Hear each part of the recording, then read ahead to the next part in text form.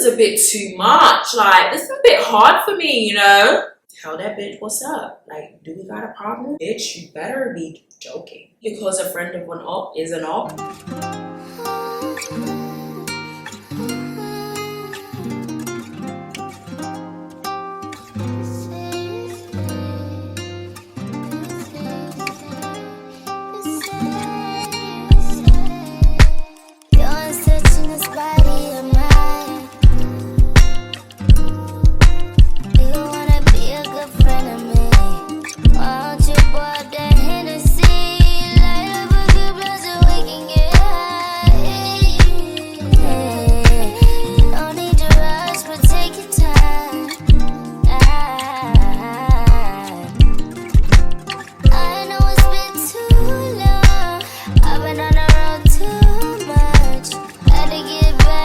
Welcome back to my channel. If you're new here, hi, hello, and welcome. My name is Lisa. If you're not new here, I miss you guys. We've got a different setup today in the living room. That means we are back with none other than a sip and chat video. I'm going to be answering all of you guys' questions, all of your dilemmas that you ask me over on Instagram, all the drama, all the tea, relationships, friendships. I just want to point out before we get into this video that this is a no judgment zone. Everybody goes through it, and if you pretend like you don't, you're fake. Okay? We are sisterhood, we are community, so you guys please do share your thoughts and comments, how you would deal with this situation, what advice you would give, because Lisa doesn't know everything. Okay, grab your glasses, grab your wine glasses, your champagne glasses, your hot chocolate. I'm currently drinking water because I drank all the wine in my house yesterday. Make sure you're clicking that subscribe button and subscribing to my channel. We're almost at 50k, so that would be amazing if you guys could do that. First dilemma: I think I'm outgrowing my friends. I can't relate to them. I feel like we're in different stages in life. Is starting to affect me. That is a very, very common thing. It happens. People go on different paths in life. If you do not change and if you do not grow, you will die. It's a very natural and necessary part of life to grow up, grow out of things, grow out of people. I wouldn't beat yourself up too much about it. Maybe it's just in some things that you guys can't really relate to each other anymore. There might be certain things that you guys still relate over and bond over, so maybe focus on those things more with that particular friend. Open your heart to new relationships and friendships with different people, with stuff that you can relate over. People are here for a reason and a season. It can always be a sad thing because these might have been friends that you've been friends with for 15 years, but it just happens. It's life. People grow and they go. The person I'm seeing is talking to other people, but I'm ready to be exclusive. How do I approach this? Obviously it depends if you've had conversations about this before. If you haven't, and it's kind of a thing where you like, woo, fell into some like and fell into some love, and you're like, ooh, how do I get here? I actually really like you. I need you to stop talking to other people. If it's that, then definitely approach the situation as gently as possible. Don't go in all guns blazing. Oh, why are you talking to this person? Blah, blah, blah, blah. Because the person's gonna be like, wait a minute. When did we get here? Just sit them down and say, hey, I kind of like you. I'm ready to like move forward to the next step and for us to be exclusive with each other. Is this something that you want? If this is something that you have spoken about with him or her before multiple times and it doesn't seem to be going anywhere and they are still talking to other people, sis, let it go. You are never going to get what you want. They might make you happy for a moment in other areas, but the main root of it is that you want to be exclusive and you want them to stop talking to other people. And if they're not ready to do that, let it go, throw it in the bin, away. My ex of a year cheated on me and he was truly my best friend, so double the heartbreak. It's been about 6 months now and I think I've been over it, but how do you know? It's such a tricky one because breaking somebody's trust and betraying somebody can literally have ramifications that last a lifetime, especially if the proper healing is not done. Do you want to get back with him, or you just want to move forward and let it go? And I know that I'm done with a situation, or I've truly healed or let go of a situation or over a situation, is when I don't cry about the situation anymore. Like, I can talk about it freely and not shed a tear. But obviously everybody's different. Not everybody's a crybaby like me. I am a big, massive crybaby, okay? The work has to be done within yourself. If you don't decide to let go and actively work on healing, like, it's be so difficult. I guess it's just a feeling as well, a feeling of peace. And when a situation no longer rattles you, because I can think about some of the things I've been through, like, this person really fucked me over, but I'm not upset about it anymore. I'm not rattled by it, and I'm especially not triggered by it anymore. Time is a healer of all things. Learning recently a lot more that emotions are just a passerby. Emotions are visitors. They come and they go. So how you feel 1 week is not how you're going to feel in 6 months' time. When I knew I was over my ex, like, you did some shitty things to me, but I no longer care about the things that you've done to me. I'm no longer angry about it. I no longer harbor any resentment towards you. I no longer have any ill feelings about this situation. Like, it is what it is, and it happened. And I think when you can get to a point like that, you're just like, it is what it is, child. It is what it is. That is the point when you know that you've healed. And it's so hard, especially, and because you said that he was actually your best friend, I feel like it's easier for us to deal with, like, outside people doing us dirty, but people that you trust with, like, your life, and people that you hold so close doing you dirty and breaking your trust is even worse. It takes so much self-awareness and growth just for you to heal from things as a person. Like, it's so hard. Like, nobody talks about this side of life. If you still do have some healing to do, I wish you all the best with your healing journey. And if you have healed and are over it and been over it, then amazing, well done to you. This person asks, how do I know if I'm being love bombed? The definition of love bombing is the action or practice of lavishing someone with attention or affection, especially in order to influence or manipulate them. Love bombing is when a person shows a new partner intense displays of affection early on in a relationship. It's a manipulative tactic used in relationships to rope someone deeper into a relationship, which often turns unhealthy soon after. Love bombing often involves over-the-top gestures such as sending you inappropriate gifts to your job, dozens of bouquets instead of one, for example, or buying expensive plane tickets for a vacation and not taking no for an answer. I feel like this is not something I was aware of or had heard of until, like, last year. And I was really thinking about it. I was like, oh wow, damn, like, I don't feel like I have experienced that personally. Love bombing can come in many different shapes and sizes. Even if it's not, like, necessarily physical things, it can just be with words. So very early on into a relationship, they're telling you how much they love you, they're promising you all these things, how they want to marry you, have kids with you, do this with you, promising you all these things, basically convince you how much they care about you, how much they love you. But usually none of this is true, and then either the relationship shortly ends after that. So either they do all of that and then they will completely ghost you, or they will do all of that and then turn into a narcissistic, controlling partner. I mean, it's hard because how do you tell the difference between somebody love bombing you and then somebody who actually genuinely cares about you? Listen, I'm not a therapist, so I don't want to be diagnosing people. I'm therapy myself. I have to just look out for these key signs, like, are they following through with the things they're saying? Sometimes love bombing can look like making a lot of empty promises. He wants to take you out to this restaurant, he wants to take you here, he wants to take you there. Is he actually doing these things? You can just imagine how hard it would be to navigate, like, somebody actually love bombing you and somebody who genuinely has interest in you. So if you guys have any suggestions or tips or tricks to really help decipher when you know you're being love bombed, then please do comment down below.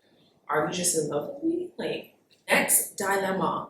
How to feel like you're not trauma dumping on your friends. I feel like this is something I have dealt with myself on both sides. So trauma dumping, if you don't really understand what that means, it does what it says in the tin, trauma dumping. So when you're literally just offloading all of your trauma, all of the problems and all of the things you're going through onto one person. Trauma dumping with your friends might look like you offloading every single day.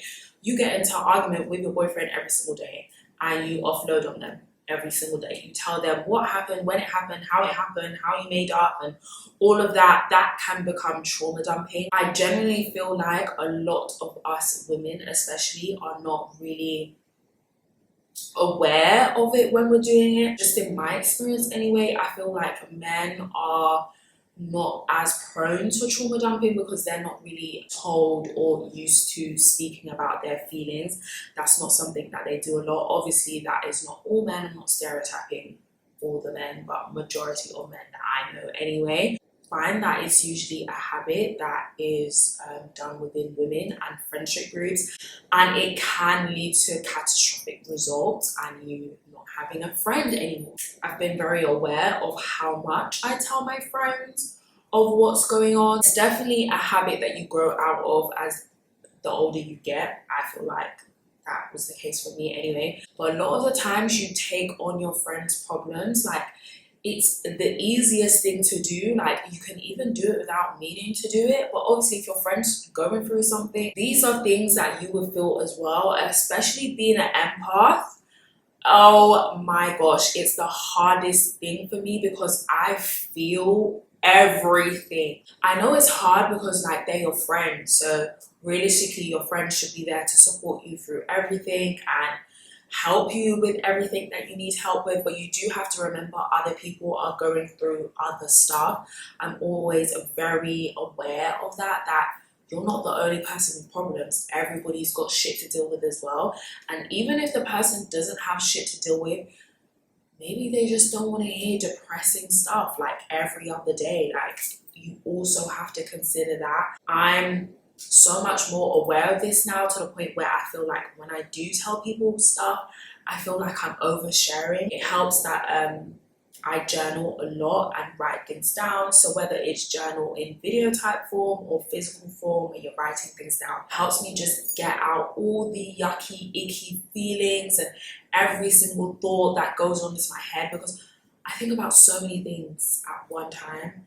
I go through so many things. Imagine just putting all of that, like literally just giving all of those loud, noisy, happy, sad, good, negative, heartbreaking thoughts and just put it on somebody else. It can be a lot. Just, thinking like, is this something that I have to share with somebody? And a lot of the time I feel like I'm not ready to hear what the person has to say, because sometimes I haven't even processed my own emotions and then I'm coming to add another person's emotions and thoughts and feelings and advice onto it, and that is not always a good thing. I find it easier just to sit with my emotions for a while. Is this the right time to share this with this person? When you're only calling your friends when something bad happens, or you're only calling your friends when you have something negative to say or to gossip about somebody or bitch about your boyfriend. The only way not to feel like you're trauma dumping on your friends is to not trauma dump on your friends. I'm going through some stuff, but it's really, really hard. It might be a bit heavy. Do you think you're ready to receive this information? Being a lot more aware of other emotions outside of your own. I'm talking to this guy, we're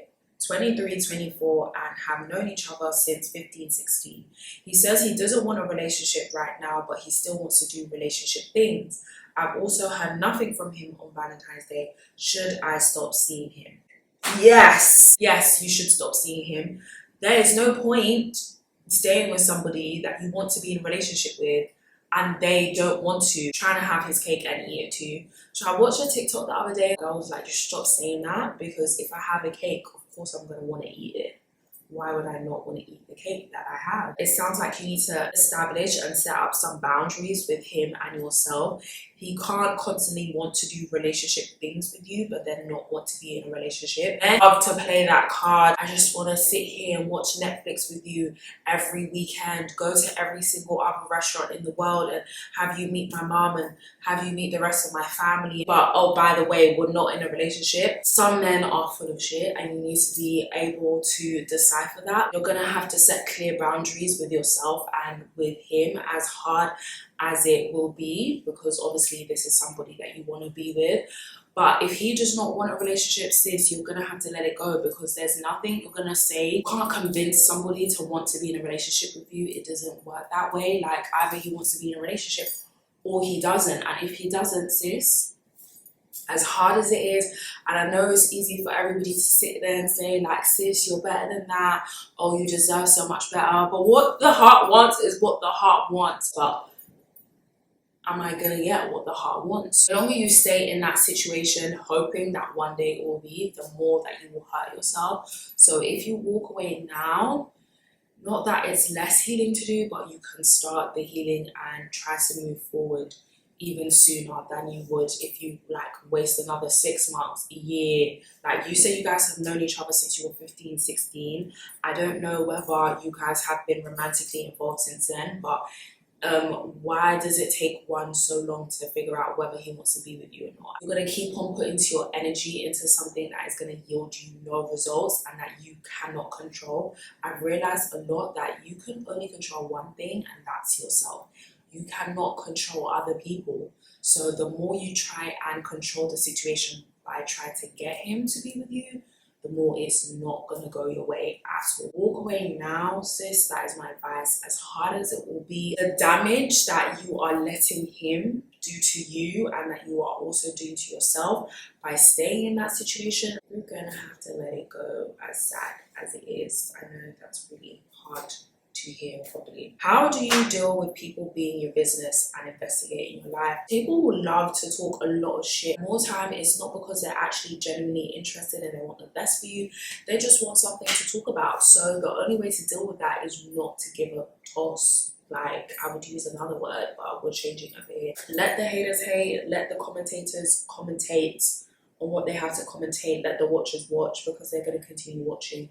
People always have something to say. People are so nosy because they're jobless. They don't have anything else to do. Like, I'm telling you, real people with real jobs who actually have stuff to do, well, apart from the exception of a few weirdos, they don't sit there watching other people and trying to find out what other people are doing. So keep people out of your business and carry on doing you. People are going to talk either way. A few months ago, I met this guy, and honestly, I wasn't really into him, but where's the rest of it, Lisa? He tells me he isn't ready for a relationship, which I understand, but he keeps on telling me that he loves me and cares about me.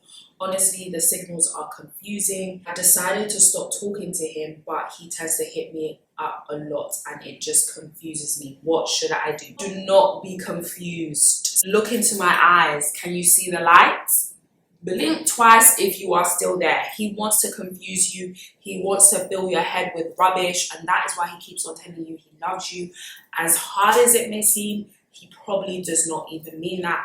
He is just saying those things to keep you in a place of confusion and in a place of being constantly scattered and not know what's going on. You need to not take the mixed signals as mixed signals. You need to take them as very clear, and as confusing as that may sound, he's telling you he loves you, but he's not acting on that. Just see people for what they are and what they are doing. He says that he loves you and cares about you, so why does he want to be in a relationship then? Is there any valid reason as to why he doesn't want to be in a relationship? Make sure he has no contact with you, because he's going to keep on using that open door and he's going to keep on taking the piss. The more you leave the door open, the more you are going to be in a state of constant confusion. And I don't welcome confusion into my life. In fact, I reject it. And I don't feel like anybody should welcome confusion to their life. Reject confusion. Reject not knowing what is going on. Honestly, truly, you'll be doing the best thing for yourself in the long run. If he really is about it and wants to be in a relationship with you, he'll put all the rubbish to the side and all the bullshit to the side, and he'll say, look, I'm serious now, I want to be with you, I want to move forward, and let's do this. Until then, block and delete. Hi Lisa, love your channel. Thanks babe. I'm talking to this guy, but I'm not really sexually attracted to him. We have history and he's literally my perfect person, but I just don't look at him like that and love what I see. What do you think I should do? He wants to get back together after 2 to 3 years. Sis, no! I know like physical attraction is not everything about a relationship. Can he really be your perfect person if you're not sexually attracted to him? Attraction and chemistry and sexual attraction is a big part of a relationship. It's not the biggest thing. I think you should leave him alone, sis, until you kind of figure out what you want. Just be that like you're so used to him, so now you're just like, whatever. And then maybe like 1 month, 2 months without him, you're like, okay, yeah, I need my man back. If sex is something that he wants and he's physically attracted to you, it's going to be very hard for him to be in love with you, physically attracted to you, but you're not reciprocating those feelings. Just imagine it was the other way around. You're so in love with this guy, he's your perfect person, but he doesn't want to have sex with you. Bitch, you better be joking. I don't know. I don't want to say let him go because you said this is your perfect person, but just think about it. If he's your perfect person, why are you not attracted to him? Some people say like, oh, you can grow to love and grow to be attracted.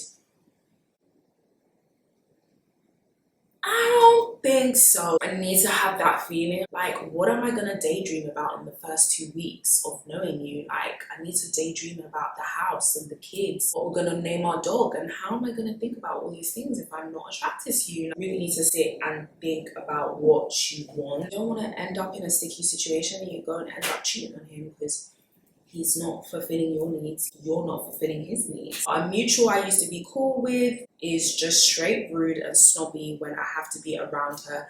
Due to my friend still being cool with her, I've respected this and have been cordial and have mentioned to my friends, but the bad vibes continue. Not sure what to do because I'm low-key now looking at my friend like, I know you see what your little friend is doing. One, you need to check her. Boundaries, boundaries, boundaries. There's no way somebody's going to be around me and be rude to me and constantly make me feel uncomfortable. But I also feel like you shouldn't really drag your other friend into it. There's only so much she can do. She can definitely bring it up to the other person. Hey, I've noticed a few negative catty comments. Can we just keep it to a minimum, especially when we're around each other? She is my friend too and you are my friend. I don't expect you guys to be best buds considering the context and the history, but I still expect you to be cordial, you know, something like that. But if this other girl wants to be rude, she's going to be rude. So I feel like you kind of like maybe should leave your other friend out of it, unless it's a thing where it's like she's joining in or condoning this type of behavior.